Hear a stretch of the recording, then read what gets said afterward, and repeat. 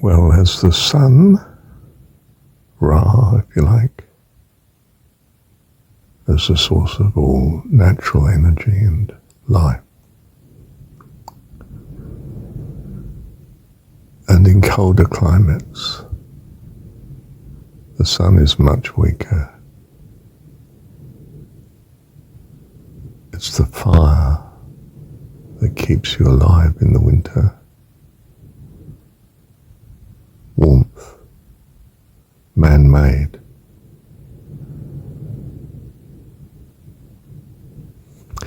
Traditional civilization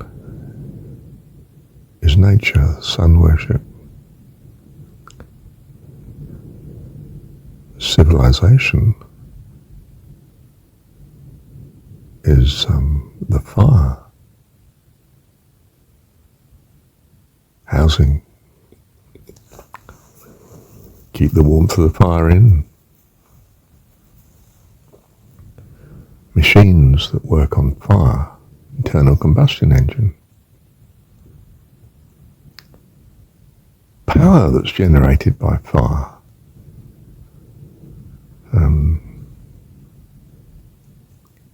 From coal to nuclear power.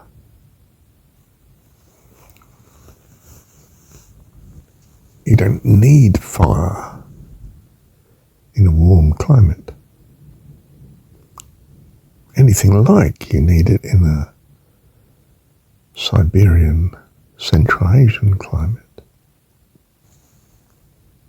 You don't have sun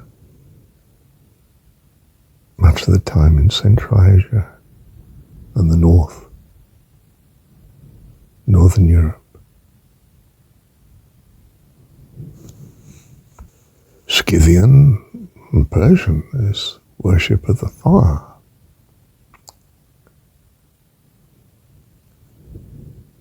Egyptian, African, North Africa is worship of the sun. And then there's another aspect. Winners are few, losers are many. Power is with the few, but the many are a menace. Economic subjection is by socialization.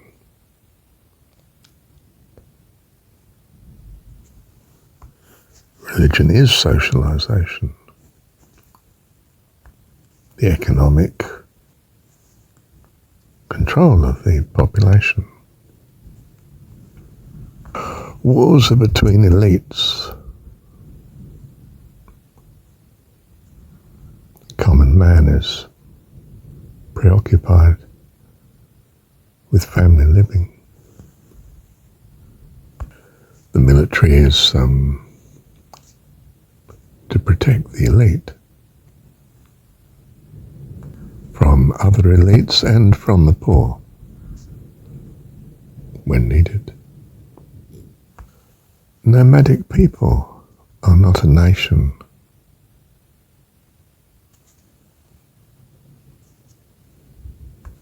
Just a mix of nomadic influences and cultures, and ever on the move.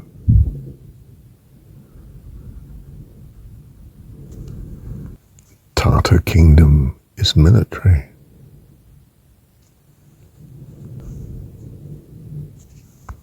Continental. The Mediterranean kingdom is of wealth.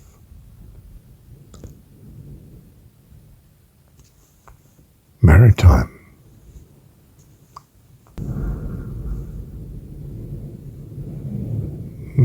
Mediterranean is as of North Africa, Homo sapien, in origin.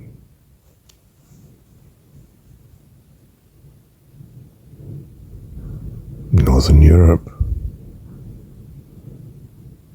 and the steppes, Neanderthal.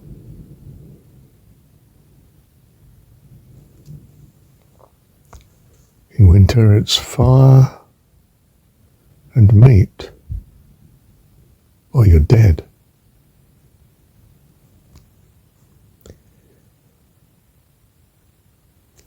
In the Mediterranean, it's fish and wine, grain, agriculture, citrus. The sun god is benevolent.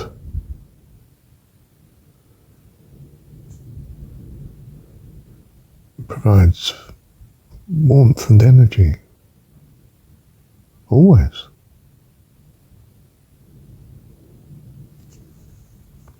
The fire god consumes.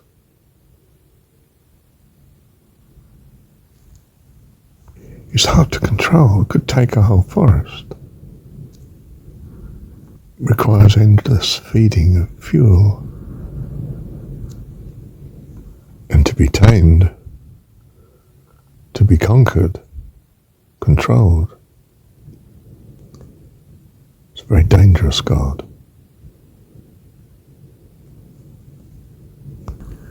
The Tartar army is the people on the move.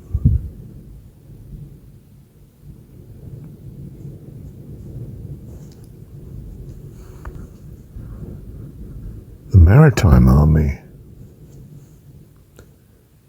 is from surplus.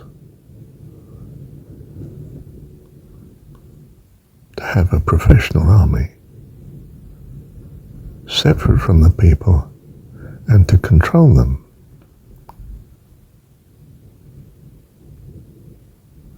The Continental Army is the people.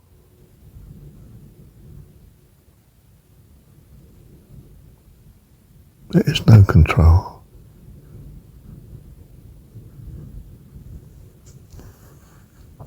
The Scythian hordes of Central Asia, Tartars.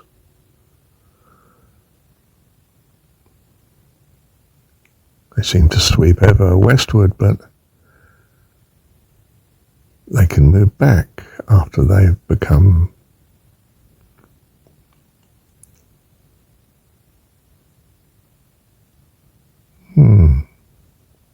civilized. And sweep back against their ancestry across.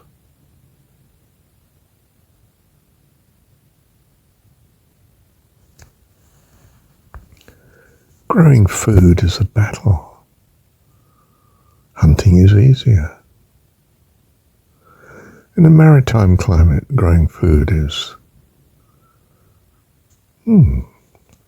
almost without effort by comparison. And can produce great surplus agriculture.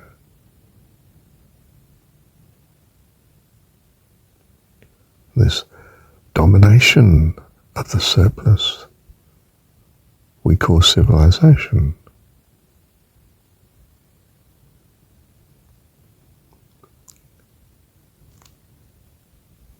The development of the tribe into a nation. Whereas the steppes of Central Asia is the development of a family.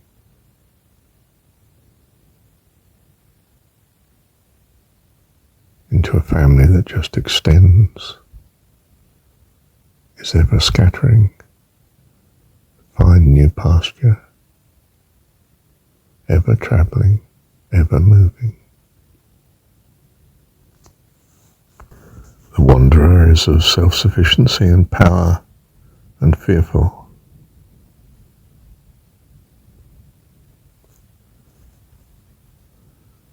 The farmer is not. He has to be made into a soldier to fight. He uses resources, much resources. How do you make your army? As fearful as your enemy if you're from a Mediterranean climate.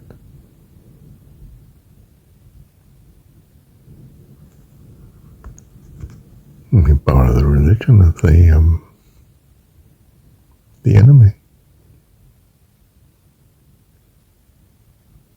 You employ the enemy as your military. If you can keep control of them. It's tricky though, that's what Constantine was battling with. His army had a Persian religion, Mithraism.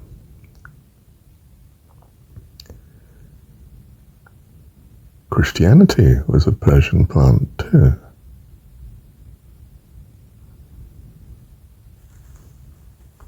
Where did it come from? Mystery cult. A Greek take? Philosophical manipulation of the Egyptian story of the bountiful God that comes to the rescue of the people.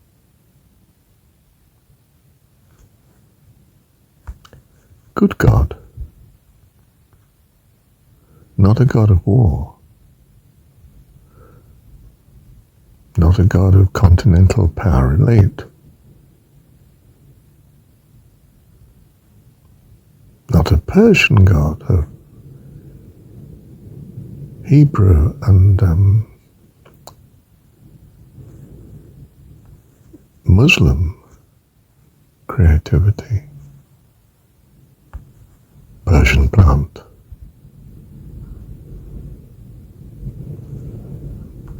Mystery cult. Jesus story for the Hebrew. The Magi come to celebrate its inception. Mithraism for the Persian. Islam for the North African. Mediterranean estate is of trade and free transport, whether of the rivers like the Nile or the Mediterranean itself. Its establishment, sort of sedentary in a sense.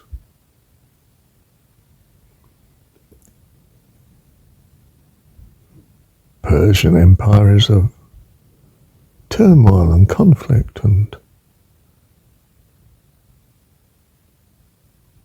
between, it's not just Persian, it's the Medes and Persians and Parsis and Scythians.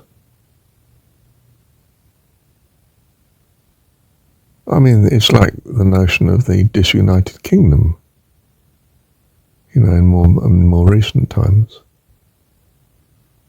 Anything but united. Desperately held together by force. So it was in Persia. These people were struggling amongst themselves. You couldn't tame, especially the Scythian side of things. And it extended, all the way to the east. It was just Central Asia.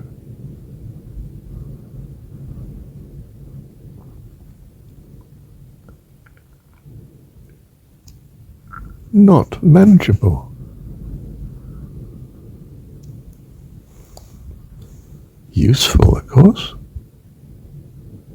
These people could fight, and you were capable, you manipulated them in such a way, socialized them, that they would fight for you. But they'd just as soon rob you and dominate the kingdom if they can, and do at times.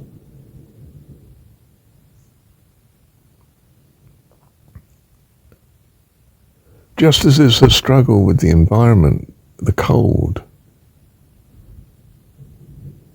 so it's a struggle with your people.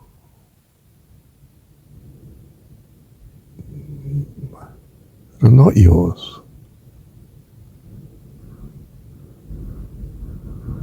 It's very hard to get them to belong to anyone.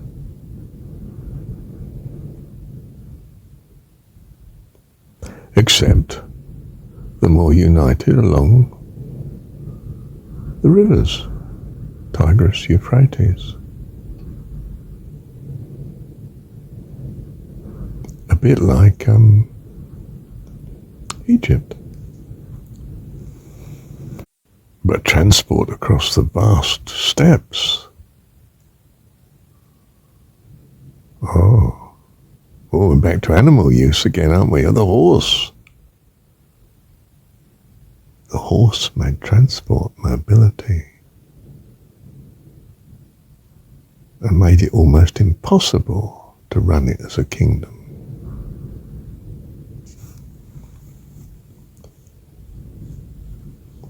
It was a culture that was semi-united by simply the same way of life. Pastoral, nomadic.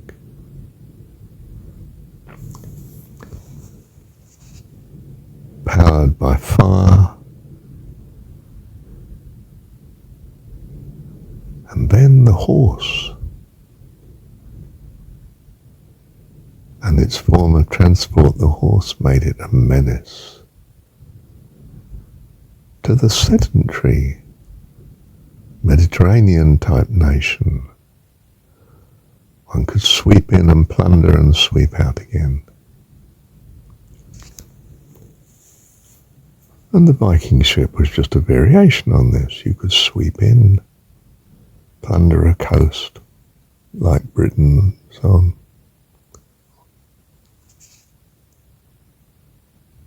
North America even, and then go back home.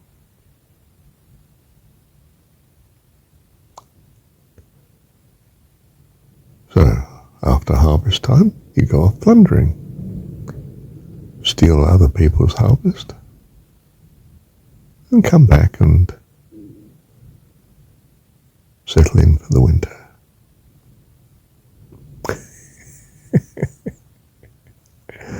I mean, it's simplistic, isn't it? Your gods are accordingly.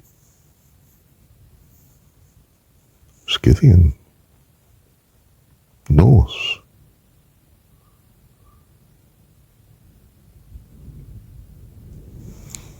Germanic just means Norse, really.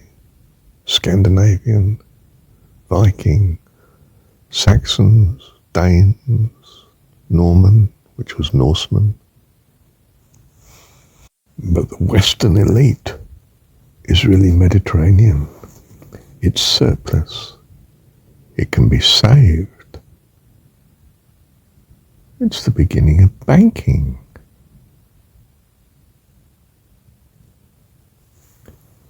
Power elite and banking go hand in hand. Power, control.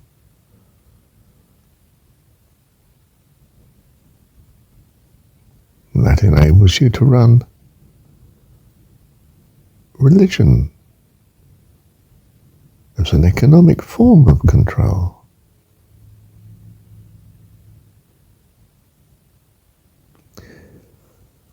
Scythian religion is not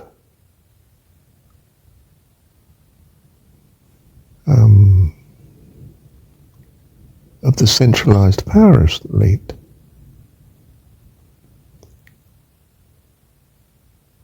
It's simply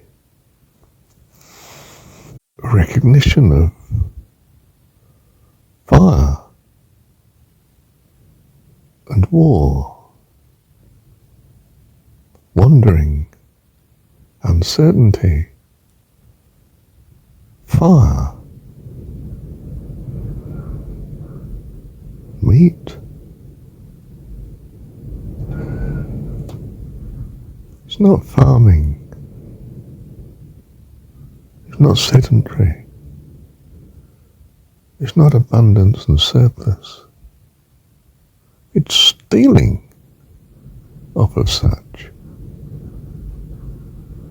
It's exploitation. It's burning. It needs resources desperately, and it takes them where it will.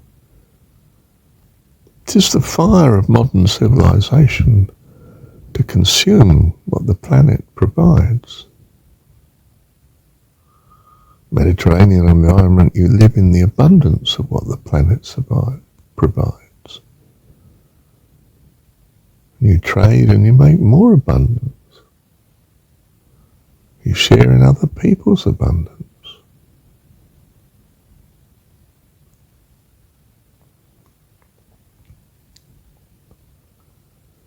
Steppes of Central Asia, you live as separate families on the move. In the Mediterranean, you live as separate countries, trading with each other. Wow.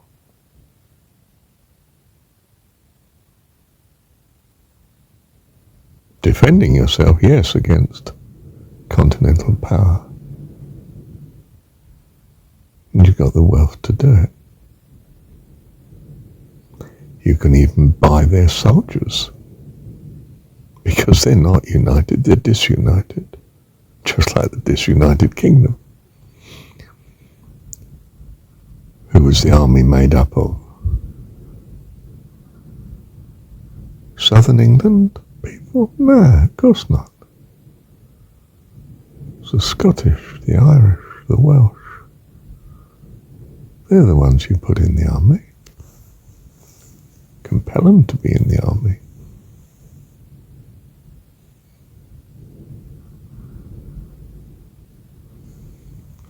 Who were the Romans using in their legions? The home guard? No way. They're there to protect the emperor, probably from the people.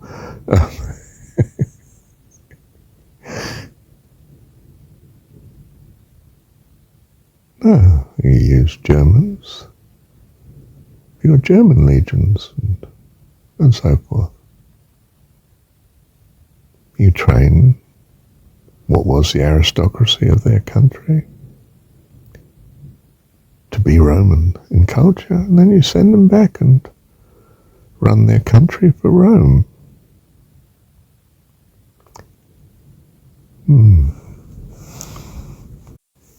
Why does the Greek conquer Persia? Because he's become mobile. Ships. What's Alexander do? He tells the head of his navy to find a route through the Mediterranean, into the Black Sea, on, into the Caspian Sea, on, probably right round to the Aral Sea even. Find a route to India, and he finds one. There's a river flowing from the Himalaya, the meltwater, and you know he's naval commander is astonished to find it's alive with ships, boats, carrying what? Silk Route. That's where the wealth of the East is coming through, by, from. Oh. And of course the Greeks are just staggered that, in a sense, the East exists. I mean, they knew of it, but I mean, you know, here we were conquering it. We were taking it. And but for the grace, he would have taken all of India. And all of China too, no doubt, in the end. But his men were sick of this. They want to go home. They're not natural fighters. They're not Scythian. They're not Central Asian hordes, Tartars. I want to go home.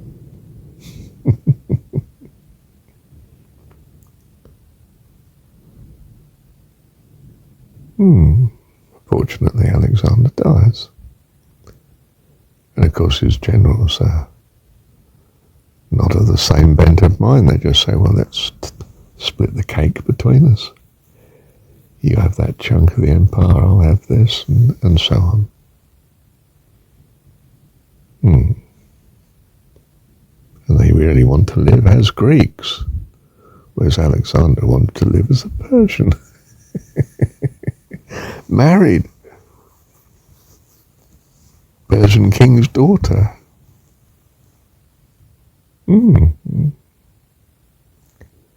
Became a nightmare for his troops. Goodness, he's more Persian than he's Greek. We want to go home to our families, mate.